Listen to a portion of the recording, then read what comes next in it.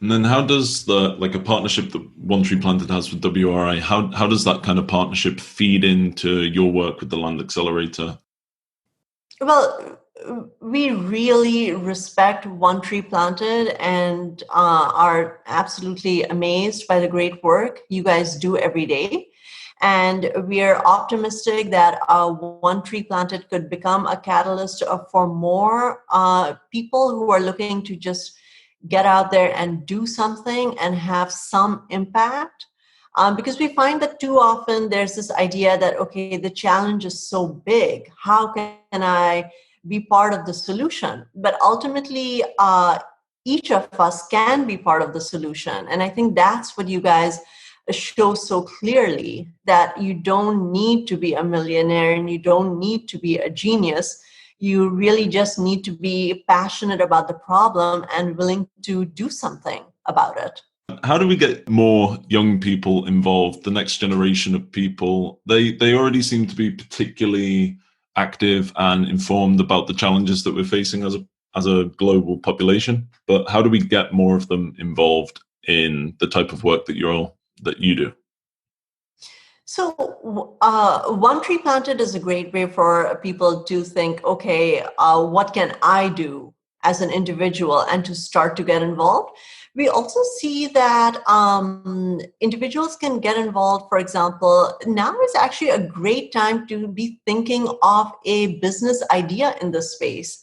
There's so many problems we're facing on the environmental and climate front, and anything that could help us to uh, even at a very small scale, make a difference, is at the end of the day, if that's what you spend your time doing, that is time very well spent. I think people, I know we talk a lot about scale at WRI, and of course, scale is very important. But at the same time, it can also be intimidating for someone to think, well, if my idea doesn't become, result in a million trees, then why am I doing this?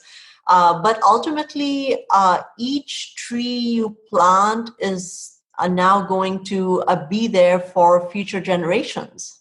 And it does make a difference. I've planted trees in the local DC community, and every time I go by there, I look for them, and I'm happy.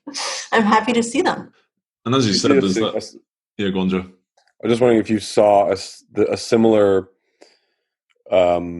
global response to these needs. Are there lots of, in developing countries, let's say, lots of young entrepreneurs who are thinking about entering this new restoration economy?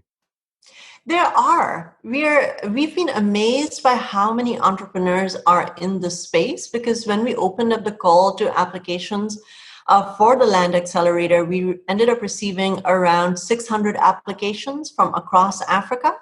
And now our call for South Asia is still open, and we've already crossed the 200 mark, even though it's a brand new program there. So we are constantly amazed by just how many passionate people are working on different ways of essentially growing more trees and improving soil and creating benefits for their local communities. At the same time, a lot of these are early stage, and there's definitely going to be room for a lot more innovation. So we see it as a space where there's already been a lot of good traction, but we're still in the early days. And it's a good time to join the movement. Ultimately, as an entrepreneur, it is still a fairly wide open space with a lot of opportunities.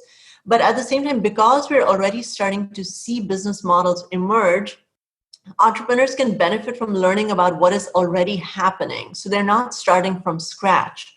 They're starting with some idea of what will or will not work in the market. And they're also starting at a time when we are seeing tons of interest from governments and from large companies that could very well become the new startups' clients.